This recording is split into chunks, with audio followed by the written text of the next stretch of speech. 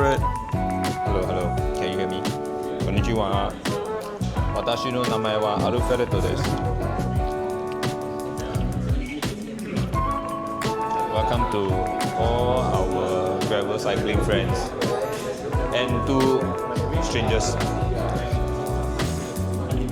Alright, let's see if this works. There's a lot of stopping in gravel. Yeah. Okay, we just do a mic check. You can see our levels. Hello, hello. Testing 1, 2, 3. Okay, great. I think it's okay, like, it's a small crowd. It's a very, very small crowd. Yeah. So I'll set. Then I'll kick off. It's 7:10 already, so I guess we'll just start. Thanks for making the time. It's so funny. It's all amongst friends, people all we know, right? But that's how it is. Gravel can be pretty niche, and so we know where we are. It is what it is, as Alfred always say. This session is all about gravel in Singapore and the region. Collectively, with the community here, we actually learned a lot about what's going on. Ever since we started almost, I would say just over a year ago, when we started, we're trying to figure out where are all the races, where are the events and all that. I think over time, we've actually accumulated quite a lot of knowledge, and we've actually participated in some of these events. So what you see here in this presentation is some of the accumulated knowledge, which, frankly speaking, I've not seen documented anywhere. So I think it's a kind of a civic duty to try and put this together. I'm very happy to have Alfred here, who's very experienced as well for ultra cycling, to share his views as well. So I think for today's session, just letting Alfred will kick off, give you the sense of the spirit of gravel and all that. And then I'll go into some of the events around the world that we've been keeping an eye on. Okay? So Alfred, take it away. Okay, hi everyone. So I think everybody knows who I am, so I won't introduce myself. So anyway, who, what, when, where? So what, where, and when to gravel? So a little bit of history lesson. Even though gravel cycling is a term that came about only very recently, about 2010s, actually gravel cycling has been there since the beginning, because tarmac obviously is not a naturally occurring substance in the wilderness. Yeah. So ever since the beginning, if you look at black and white images, you see that they started racing on dirt roads, on like pebble, cobblestone, so on and so forth. And so that's essentially what gravel cycling, there has been gravel cycling all along. It's just that the term came into popularity about 10, 15 years ago. Yeah. So there's many reasons why people get into gravel. I'm sure like most of y'all do gravel, right? That's how I know you. So I don't need to go through why lah. Okay. My personal reason why I go through gravel is because I found myself enjoying the longer rides off-road. And obviously it's not feasible to do that all the time, as my wife reminds me. So I do like day ride, longer day rides, so at least I can still be home safely at the end of the day. Yeah. So funnily enough, there's a lot of faces here are here, a few at least. Yeah. So this was taken in one of the rides that we did along the west coast of Johor. So again, see if you can spot yourself. Okay, so in cycling, there's usually, cycling is a niche, and within these niches, there is a lot of, there are two different extremities. On one end, we have the mountain biking. So if you look at mountain biking videos, you start to see people just throwing themselves off cliffs in Utah, like Red Bull Rampage. You see people just doing flicks on down single track, down chutes, going carving. Then on the other hand, you see road cycling, where it's people on 20, I don't know what's the width now, maybe 25 mm, 28, 23, you know. So gravel cycling is everything in between.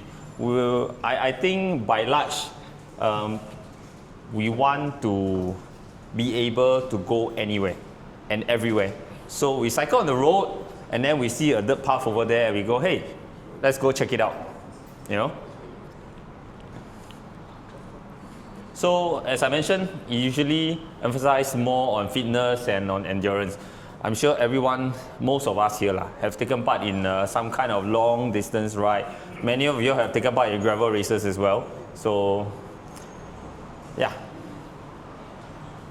So This is the number one hero that I always like to remember, to remind myself that it's not just about tire, it's not just about the bike. Because Dude went on to Bukit Brown. So Bukit Brown is relatively rugged and rocky, and he did it on 25mm. So on Cat 3 no less. So I think. And he did the rock garden section as well. Yeah. So at the end of the day, it's kind of like, it's really a state of mind. So this is how the traditional gravel categories look like. So I'm not going to go through it one by one but essentially it's about the roughness of the terrain. So over here you have this, which is basically road adjacent. Yeah, so Cat 1 would be illustrated like this. Yeah. And maybe just to help, when we put this together, right, this is what we call the traditional gravel categories, but it was very situated in the US and it came in the early 2010s. So the 2010s version of gravel versus what we see today is so different. The diversity, the spectrum, the degree of craziness is way beyond what these categories can cover. So we actually propose something interesting. In the next slide, you kind of see us putting together what Cat 5 and Cat Unknown might look like, which is what we're seeing the reality of the races pretty much take up today. Some of you might be wondering, okay, Cat 1 to 3, maybe Alfred can describe a bit what each category might look like, but later on after this, we actually map the categories with different locations in Singapore so you can actually experience it, understand it better yourselves. Okay, so like I mentioned, Cat 1, Cat 2, I will call it road adjacent. So think of your Pandan Reservoir, think of your Bedok Reservoir. You can do it on literally 25mm. Yeah. And then you have Cat 3. Cat 3, honestly, we have seen people do it on 25mm, as we have seen just now. Okay. But these are things that are a little bit more technical, a little bit loose, but not so chunky. Yeah. And then we have Cat 4. Cat 4 is when we really blur the line of mountain biking and gravel riding. So T15 T15. And then we have Cat 5. So this is our sort of like our cheeky addition, proposal to add to the categories. Cat 5 is when we start to really blur the lines between mountain biking and gravel cycling. So how you know whether you're in Cat 5 is you're cycling there, you see people, and then they go, wow, this one can cycle here one. That's when you know you're probably on Cat 5 okay? And then question mark is when you follow me on rides essentially. So yeah. So this should be a very familiar map to most of us here. Yeah. So as mentioned, this is Pandan Reservoir. So Pandan Reservoir, you can see over here, this is smooth. This is pretty much smooth okay? So we have taken a lot of people who did not realize that this is a gravel ride. So they came with road bikes, and they came with I would say almost TT looking bikes. Yeah. And they have gone onto this and they have survived. So yeah. So this is Cat 1 essentially. Flat, usually flat and just loose. Essentially not tarmac. So funnily enough, we tried to look for Cat 2 like pictures of Cat 2, right? And we realized it doesn't exist in Singapore. We cried our head over it and we realized that Cat 2 is just a myth in Singapore at least. Yeah. So what we will call Cat 3 is when it starts to get chunky, it starts to get a little bit, I won't call it technical yet, but it is a little bit more challenging on your body and a little bit more challenging on handling. So Serangoon River. So I think all of y'all have cycled on Serangoon, like on the Sengai Serangoon Trail, right? So you get what I mean lah. So this is when it's the rocks are slightly bigger and they're a bit bumpier. You run the risk, you have to really hold your line. So it's not as simple as Cat 1 where you just roll. So Cat 3 is when you have to sort of hold your line and make sure you don't, pick the wrong line, get over a sharp rock, and then, have to make everybody wait for you lah.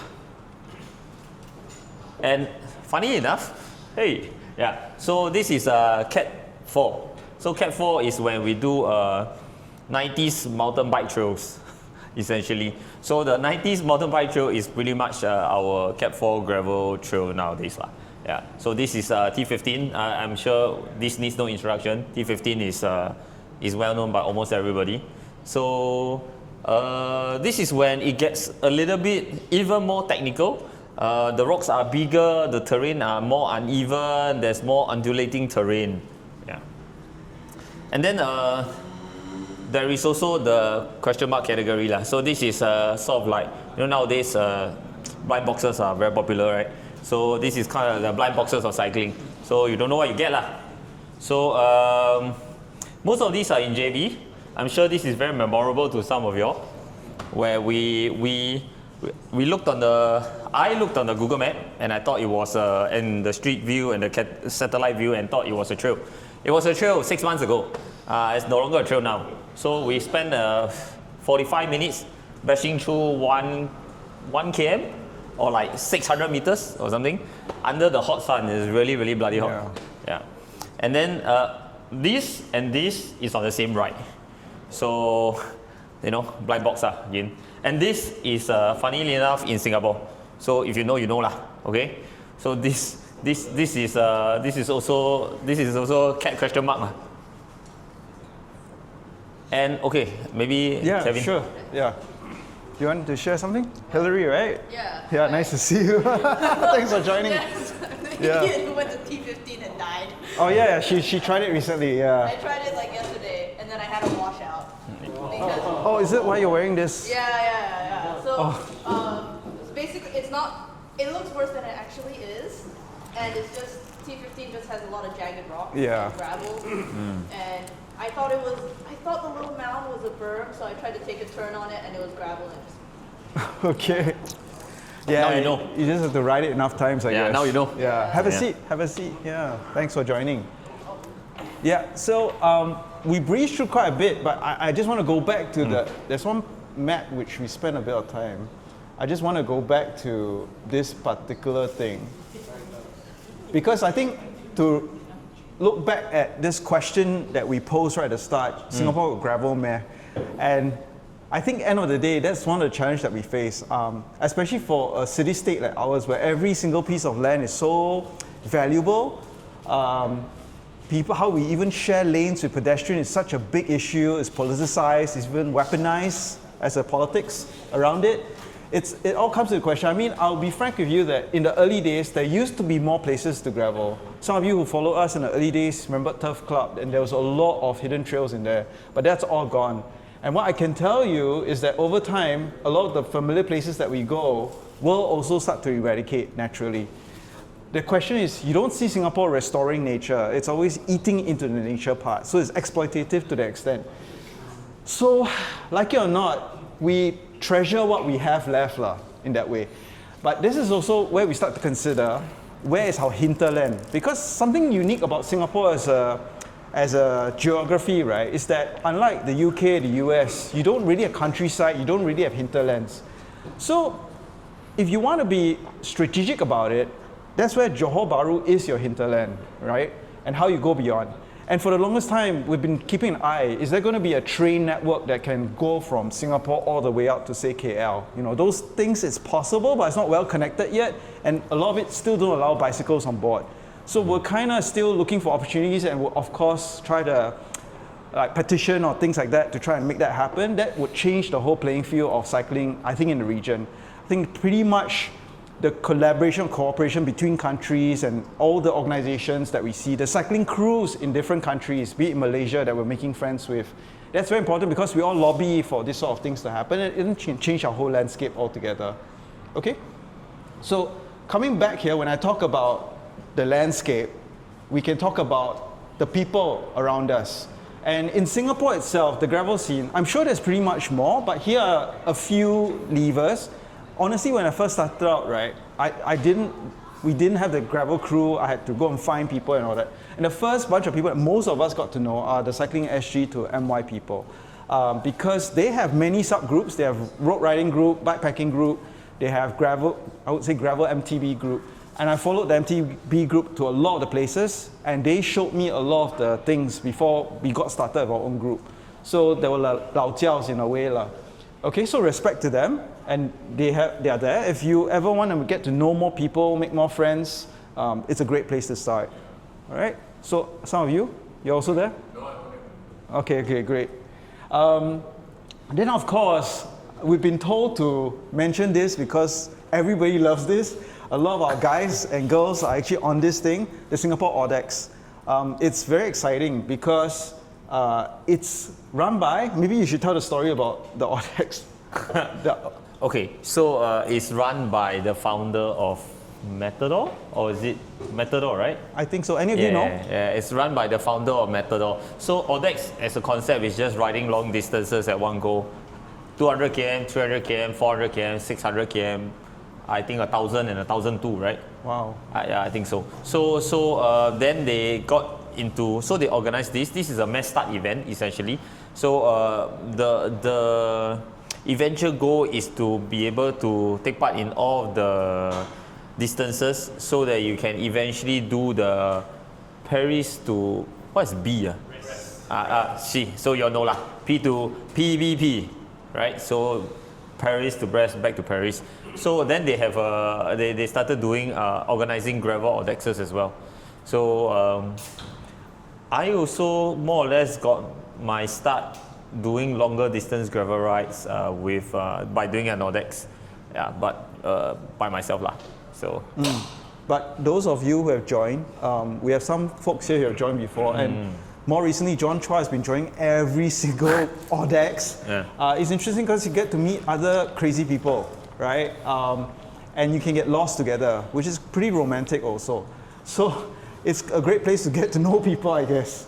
But yeah, you get to see everybody's setup. Some are riding gravel bikes, and actually, I think from our analysis, a lot of the winners, right, were still on mountain bikes, given the terrain. Yeah. Yeah. Yeah. And of course, then after all these things came about, then we gave birth to the Weekend Gravel Crew because we felt, great, there are all these things around, but could we have like a club that we can identify with and actually build momentum around it? And part of our effort also is to try and do things like this documentation. We do the GP access. Honestly, some of you are aware that we've been working on our website.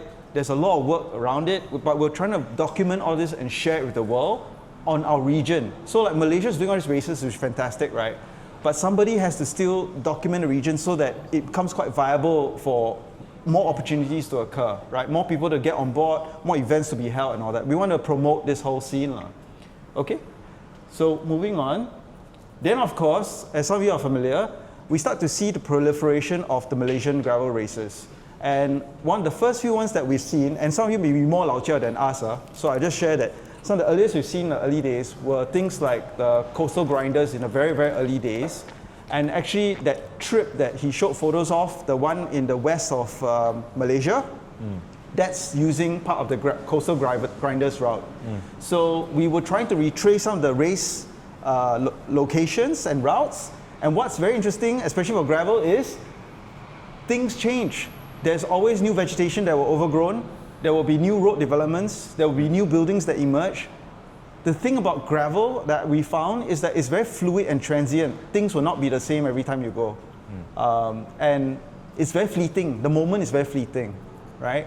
So again, there's this kind of thing where you ride it today and it'll be lost tomorrow. This idea that you live in that moment, it's a very precious thing that we all share. I mean, why we ride in a group also is partly because to have that shared memory, right? It's so important. We just were talking about this book and movie called Into the Wild, where this guy lived solo and tried to live on his own. And when he died, unfortunately, I won't tell you how he died, but when he eventually died, he left the notes to say that he learned, the biggest lesson was, experiences are meant to be shared. Or something like that, right? Something along the lines, essentially paraphrasing. Essentially. Yeah, so shared experiences are important. So anyway, back here, what we're seeing is Malaysia is doing a fantastic job, and I think we're starting to see certain artistic styles around some of the races as well. They're having very clean identities, and they're better organized than the early days because now they even space out the months at which they operate, so they don't clash and all that. So we're starting to see very good systematic, organic evolution of these races. So in February, we had Whitestone, which many of us went because it was easy enough, very accessible for anybody to get started. So I think on our site, we sent almost 8 or 10 people. And there were a lot of roadies that joined in as well with their gravel bikes. And I think naturally a lot of the roadies won because it's a very, as long as you got endurance, you can do it. Then of course there's rock, which is more technical, I think. I think Priscilla went for it. Anyone else here went for it? Andrew, right? Andrew, yeah. You want to share a bit of experience about how rock was? Okay. What about Pris? I see you running your bike. Basically, rock is like one of the more sandy. It's beside the beach, right? So it's one of the more sandy gravel events that they have compared to the rest of the. And did any of you see anybody actually ride through it, or did everybody just cyclocross it? Some people manage to ride, but it really depends. Like there's like a bunch of people in front of you, and then Oh, there's yeah. like a clear track, and then you just follow the line. Then you can ride up. Okay. You really must pick your lines for the certain one. Okay. Yeah. So the thing about gravel that's interesting, of course, is that it's unpredictable in a way. I was telling Alfred, the closest other sport that I find relevant to gravel cycling is Dakar Rally. Because unlike F1, where everybody's on a track and just going fast, right? And then the pit stop is where you make strategic decisions. Dakar Rally, you see people riding motorbikes, scramblers. You see people riding even trucks and four-wheel drives and all that. So everybody can go in. It doesn't matter what you ride, as long as you first one to reach the end. So it's very exciting because everyone's got different strategies. Gravel riding, one thing that's so exciting to me, like what VJ used to say, is whenever you see people turn up for a gravel ride, everybody's ride is so different. It's not boring. Some people come with fat tires, some people come with aero bikes, some people come with hydration, some people don't need water. So it's just fascinating. It's so random. Yeah. So when it comes to having that thinking about road where, okay, got a system, lose weight, eat this nutrition, do this, that. In gravel, everything's out the window because everyone's physique, mentality is all different. So it's very exciting because it's almost like I'm doing D&I at the gallery, at National Gallery. It's almost like D&I of cycling because everybody's diverse, everybody's included. It's quite fun in that way, lah. Okay? So rock is more recent, and some of you have already started to hear about this, the Southern Gravel Race. It's a brand new one that's done by the Rebel Cycling Crew. We've collaborated with them in Malaysia. They're very nice people. And they decided to work with the Whitestone founder, which I forgot his name, I think some of you know, to actually plan this JB route. So being JB, we do expect that there should be more Singaporeans turning up for this event.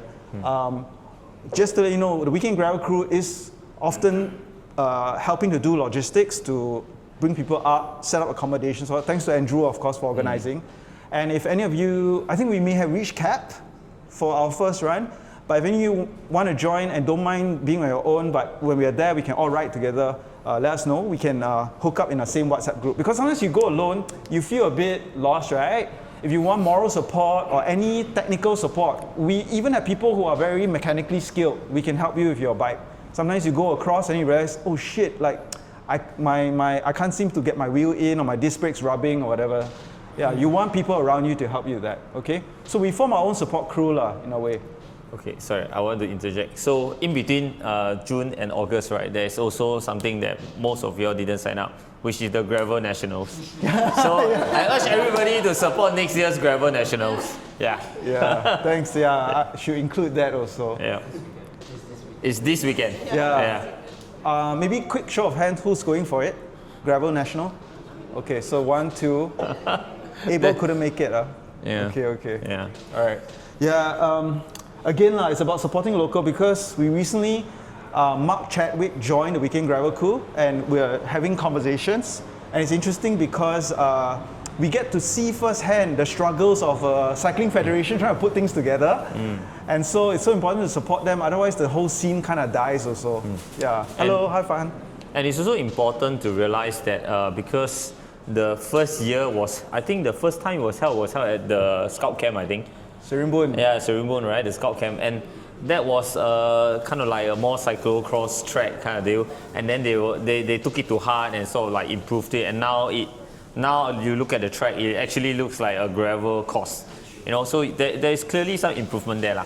So I'm definitely not part of the SCF, but I was just, thought I should mention it. Yeah. So now that we actually got to know Mark, I guess we as a crew also want to see what we can do to support. And now that they created this trail in Bintan, technically some of us could go there as a day trip to just ride it also. So I think after Alfred and some of you do it, we may organize a day where we say, hey, when are you guys most free? Let's go over, let's do a ride and just enjoy ourselves. Because we got so limited terrain, right? We gotta find every opportunity around us, okay? Okay, so the last two that we know of in Malaysia, okay, after if you look at the dates, there's about 5 so far. This thing is a bit clunky. There's about Feb, June, August, and it can fluctuate because some races disappeared for a while and then might come in the next year again. Then you see that there's 2 more, October and December. I do expect Galore to come back. Do you know anything about it, Pris and Ori? You all went, right? So usually there's YND in July, but this year they're not doing YND. Oh, the Young and Dangerous. Yeah, like Young and Dangerous, the ones in Alfred. Galore last year they say they're not doing, but you know, sometimes they say really last. Yeah. WeekendGravelCrew probably again this year. Sounds exciting. I think Abel has fond memory of Gravel Crusher, right? Was it your first race? Yeah, Gravel Crusher. Yeah. Our first one.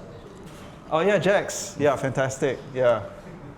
So yeah, I must tell you that from what we learned, right, initially some of the races were never so long, if not mistaken. And from what we learned, a lot of them were inspired by the Unbounds and all that, where the distances are getting more and more ridiculous. And then our argument back is, well, they haven't really ridden in our tropics before, so it's not very fair, right? They would really suffer. But then again, I guess what I understand from some of them when they shared with me is that they're trying to appeal to an American audience in order to see whether there could be future sponsorships or event organizers that could come over here. So I thought that was a good strat to appeal because, you know, it's more exotic to bring the Americans out of America and actually ride elsewhere as well. So yeah, these are a few to look out for. And then if you start to look at the region, it starts to go further. So I've been trying to map this calendar for over 2 years because looking at different things and there are different categories of stuff. So just to share, group by the month, right? This is a rough tell. Now there are a lot of more minor events happening, which I haven't put in the radar. Some of you are aware that if you're in the Weekend Gravel Crew, we maintain a spreadsheet of all the known races that we are aware about. Sometimes we track through Instagram, sometimes we track through friends that we make overseas.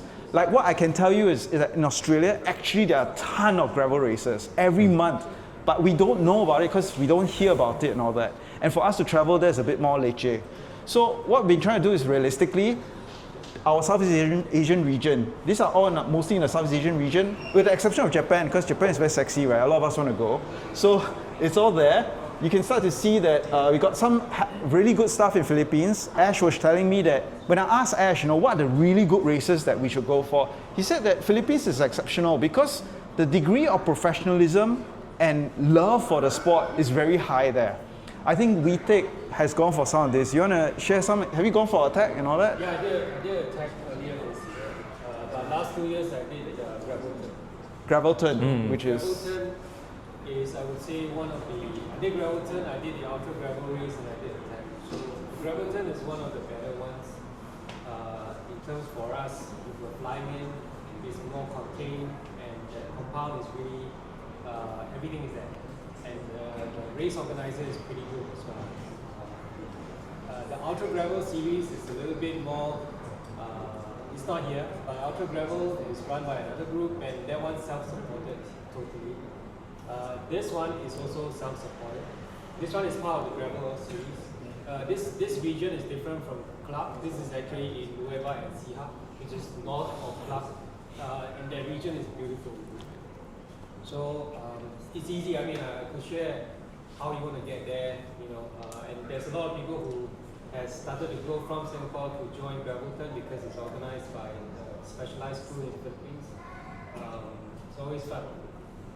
Yeah, so we take touch on a good point. One reason, now some of us here were very adventurous, we're okay going out there alone, solo to discover new things. Some of us though, we are more scared, right, worried. We go there, we get lost, we don't know anybody, it's quite scary. So I guess some of the, like what WeTake said, I guess getting to know people helps. When I went to, where was it? Kanchanaburi, where is that? Where is it? I'm lost. Oh yeah, this one. Last year, we just went on a whim. And same thing, we didn't know anybody, so it's a bit scary. But thankfully, Vijay introduced us to some people over there, and really helps because it makes it more like a social visit, like a cultural visit, and they kind of show us how they live, they show us how they whatever, and they bring us on their crew ride, so we get to know their people as well. So that kind of goes beyond just racing, because if you go there for racing, it's very binary, right? You go there, then you're out. And really, when you go somewhere, you kind of want to get to understand what's happening there, who are the people there, and enjoy the culture there as well. So, and you won't know that on your own unless you got insiders there that can guide you along. So my last year's trip to Kanchanaburi, which is north of Bangkok, was very interesting because not only did I get to know how countryside, like northern side of Thailand is like, because a lot of Singaporeans, we just go Bangkok and then go back, right? We don't really explore. But when I go back to Bangkok itself, I got to know different cycling crews, the cycling cultures and all that. It's pretty cool. And still today we maintain friendships. So looking forward to going this year. There'll be a bunch of us going this year. And if any of you are still keen, we can give advice as well. We can even hook up when you're there so that we'll organize rides when we're there. So it's not just about racing, but we'll do a bunch of rides to get you to familiarize the terrain. And even in Bangkok, we'll have rides as well. Okay? So this is a quick rundown of some of the events that could be relevant. They differ in style because some are more bikepacking, some are ultra distance races, and some are not even races. Like Beechworth is technically not a race. Australians love to do these events where music, food, chill, and just ride for fun. So every like few kilometers or so, there will be like a performance or some donuts or whatever, and you're encouraged to just stop and enjoy. So it's a very chill kind of thing. Having said that though, it doesn't mean that it's Cat 1, Cat 2 kind of gravel, you know. From what we've seen so far, it can be quite rocky as well. So some people underestimated the technicality of Beechworth as well. But if you do get to Beechworth, if you study the map, that place is insane. There's hundreds and hundreds of kilometers of MTB and gravel. It's like a Disneyland of gravel. So I've not been there because April is when I do appraisal for all my staff. I can't go. But if you can, encourage you all. It should be quite an experience. And I would just like to also emphasize, Silk Road Mountain Race is an amazing gravel race, and you all should go there with your with your gravel bike. You corrected yourself. Yeah. Yeah, it's an amazing gravel race. You should head there with your gravel bike. Yeah. And I think Chris, you've always aspired, you haven't done it, but you want to do the Japanese Odyssey, right? And we have one guy who's not here today, Mark Bruwinski. Okay, we butchered his name, but yeah. Mark from Australia. Yeah, so he's done it, and I think there's a bit of DNF also. In fact, a lot of these things, you all shouldn't be embarrassed if you DNF because it's tough for a reason. These things are like, you want to share your Tasmanian one, which is not here? So the Tasmania one that I did is more bikepacking than gravel lah. But essentially the organizer is a lady who is extremely tiny, but is an absolute mad person. So if you actually follow this US gravel racer called Payson something. Payson what? Yes, that Payson McKelvey. So he actually did a race. He did a ride across Tasmania. So if you actually go and watch his video, at the start he actually interviewed a lady who helped him piece the trail. So that's the lady. That's the mad person. When you look at her heat map of Tasmania Trail, just where she had ridden in Tasmania, all around Tasmania, right? Her heat map is more thorough than the Department of Transport map. So she has gone on to roads that are not even roads. So her weekend rides are like 300 km, just Friday night. She drives to the start and then she just and then just be done with it. So she just goes there in the wilderness lah. So this is her character. So as you can imagine, the race that she puts on, the not a race, same as Beechworth, her not a race. Similarly crazy. We ride onto like what's the term I'm looking for? Single track? There's single track. There is old railway, like, logging trails. Oh. There's some railway tracks. there is an ancient goat track that is no longer a trail. So imagine you just cycle up, and then suddenly the line that you're following tells you to take a left. You look at the left, it's like Mario, you know, the Mario land, there's a lot of undulating terrain. There's no trail. So you're like, oh shit, I need to walk now. So you essentially just start bouncing onto like moss, and then you just jump into water, so on and so forth, and then you just sort of finesse your bike along. So it's I won't call it gravel. I mean, there are people who has done it on gravel bikes, believe it or not, but I wouldn't. So yeah. So it's a wide it's a very wide spectrum. So it goes back to what I was saying earlier. So doing gravel rides, doing longer gravel rides, and especially joining events like these are a good way to get a slice of these without having to dedicate literally 2 weeks, 3 weeks of your life. Because how many people can take 2 weeks, 3 weeks off work, right, to do this and sort of like throw yourself in the wilderness? So doing 2 days, 3 days is a lot more achievable. Yeah. Thanks, Alfred. So just to share, I also color marked this. The stuff in red are what we recommend as a starting point if you're trying out, because these are within our vicinity, the red stuff, all right, including the Audex. And the Audex can be as short as 100 or 150? Short lah. Short, yeah. Short. Yeah. And then if you can afford to, the pink ones are the recommended ones to then try next lah. So like the beach surf there's so much written about it. I think Josh of Cycle Project Store did a very good blog post documenting the entire beach surf experience. And the nice thing is that it is sponsored by MAP. So there's a lot of MAP things there, there's beer, there's a lot of food, and it's a carnival. And that's what you want. You go there not just for cycling, but enjoy the fun. Then of course the Kanchanaburi Dustmen, it's interesting because they were not race oriented as well. It was almost like beach surf. It's just chill and you go and ride last year. But because I think some of the UCI people went to check it out, they were so impressed that they agreed to turn it into a UCI event. And it's supposedly Thailand's first UCI event. So they are very proud of it lah. So we're just glad. Obviously when I go, I'm not going to race. I'm just going to go enjoy. I think this is the first UCI gravel event in like Asia or something like that, right? It was last year. Sorry? It was Philippines last year. Oh really? Okay. Yeah. Oh yeah, that's the first one. Yeah. Yeah. And then as per what WeTech shared just now, right, of all the Philippine ones, it feels like Gravelton is the most accessible, most fun, so it could target that. Gravelton is easier for us because it's contained. If you go to Nueva Ecija, it's more aggressive. Yeah, it's a bit more rural, and then Ultra Gravel is even more rural. So yeah. So Gravelton is the best organized. So it's easier. It's gonna be more fun. The hotels there available are all relatively close to the start point. Yeah.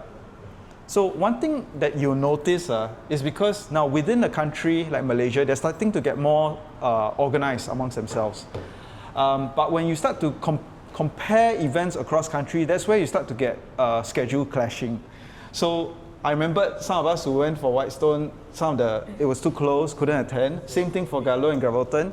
You may have to make choices lah. Okay? Anyone else with race experience you want to share? Anything? If not, then we'll move on. I think we. The UCI this year, Dustman is November 1st. Oh. Did I put the date wrongly? Oh, yeah. I missed out. Yeah, it's November 1st. Thanks for spotting that. Okay. We're pretty much almost the end already. Yeah.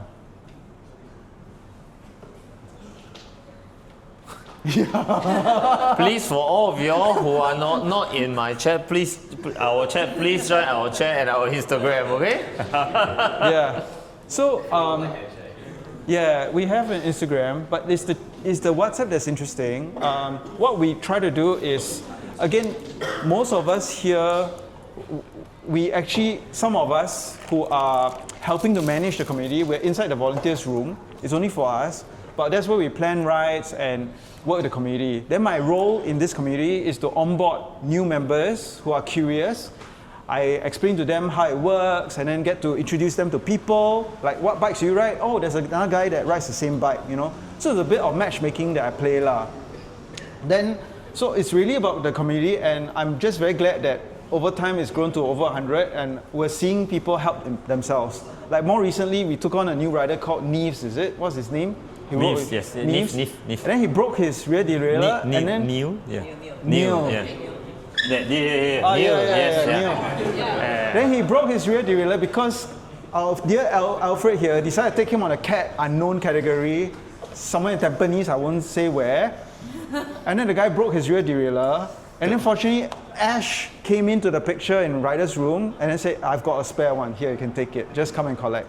So we love this, right? It's the recycling culture, and it's this idea that we're just helping connect people, make sure that the whole community can still thrive. Okay? Okay, yeah, so I think we reached the end. So, do you receive any questions? Let me check.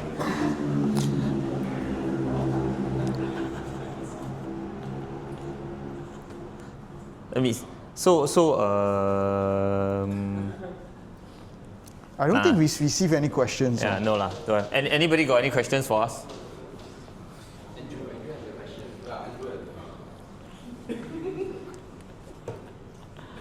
What's your recommended tire size? What's my recommended tire size? For beginners. That's a very interesting question. As big as your bike can allow is honestly the best answer. Like I can give a lot of recommendation, I can say like what tire brand, yada yada, but at the end of the day, if you're just getting started, right, the biggest tire your bike can fit is the best. Yeah. So I'll offer my opinion. In the group here, Gerard and I do a lot of analytics lah, and we observe what's going on as well. In fact, very soon we'll be publishing our next community survey. We've shared reports to show you the trends of what people are doing. I think we should add a tire width question in there. That'll be excellent. But I personally observe that whenever you have new riders coming on board, they're mostly going from a road experience. So we're talking about 35 to 40 40C kind of tire most of the time. They start off there, then when they ride with us and see our widths, then they're like, then the next ride, we start to see them on bigger tires. Yeah. So the general trend is that mountain bikers fit bigger tires and then go smaller, and then road bikers fit smaller tires and then go bigger. So if you're talking about recommended, really honestly, is the biggest your bike can fit, and then from there you adjust accordingly, or as and when your tire gets punctures, runs bald, so on and so forth. Now maybe I also want to open up to two bike mechanics that I know of, Mingzi and Farhan. Like you service a lot of these bikes, you know, all these people come in.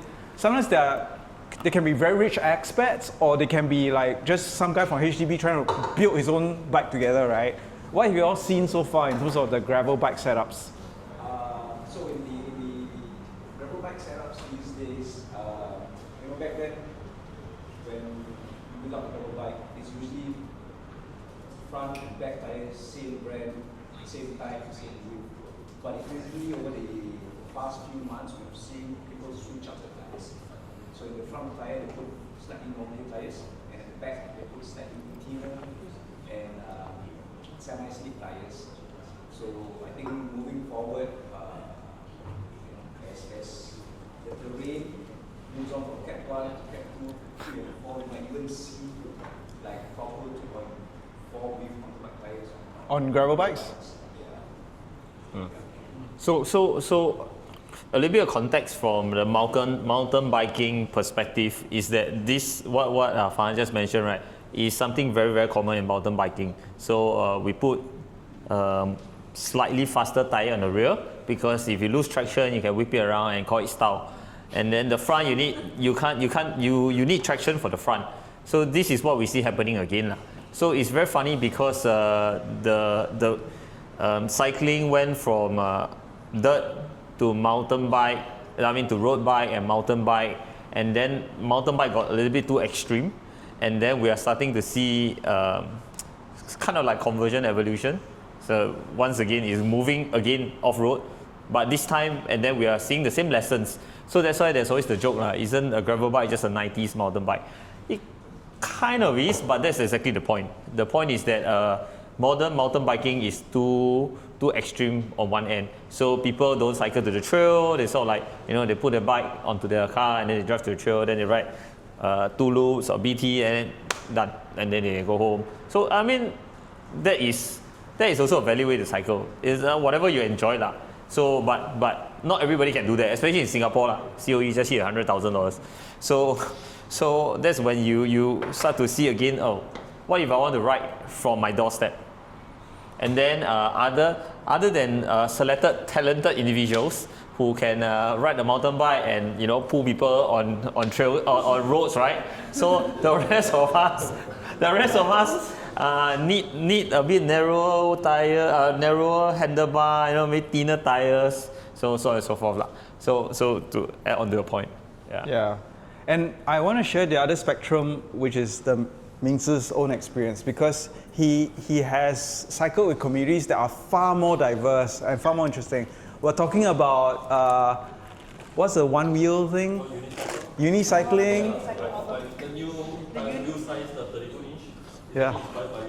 See, there's a lot of crossbreeding, right? Yeah. Yeah. And you are part of a unicycling crew. Yes. Where you do things like even polo unicycling. Unicycle polo, yeah. But it's kind of died down a little bit. Like after COVID, it's kind of slowed down a bit. But the mountain unicycling thing is still kind of on. I've seen it, yeah. I've seen someone with a fat bike tire going up BT when it's raining, and then we're all like in a shelter looking at the guy on a unicycle with fat bike tires. Okay. Somebody used to have one unicycle. Oh wow. Okay. So, that leaves us, we're still open. Any other thoughts or questions? Or any experiences you want to share? Ori? Chris, anything? But you have a lot of camping experience. You and Chris have a lot of camping experience. Yeah, which is another, just now when you saw our chart, you realize that we do have a bike packing category. And it's because there are some of us who actually love the outdoors. So we're trying to combine all that. So Chris and, Chris, Gerard, but there was Melvin also worked with you on that. In fact, we have still got a bike packing ride that we wanted to do to a secret tunnel, right? That Ori went to as well. And so, yeah, you want to share your recent example of your camping thing in Ubin?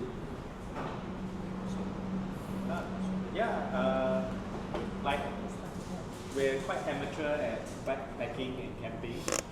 So I think when we went to Ubin, it was nice balance of riding on the trails and then later at night camping in a campsite.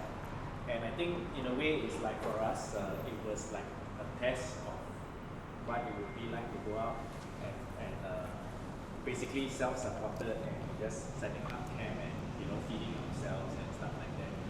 Yeah, so we learned a lot during the trip, and the next time we will apply what we learned on this trip. Yeah. So funnily enough, my first ever bikepacking experience was also to Ubin because it's the most accessible. Yeah, so went there, test my gear, drop a whole pot of instant noodles. So that was my dinner is 30% of what it should be. Yeah, and then the monkeys had the rest. Yeah. Okay. Okay, and I guess if... thank you, everybody. Yeah, if nothing else, then thank you so much. Thanks to the Velo team. Yep. And we just also want to draw your attention to the new kit that you guys have brought in. Marcus, you want to do a quick intro? This is this year's Enough Cycling new kit. Okay. So you don't have enough cycling kits? There's and then it's on their popular mechanism cut. So it feels very nice. Yeah, it feels very nice. It's a 4-way stretch, so it hugs your body really well.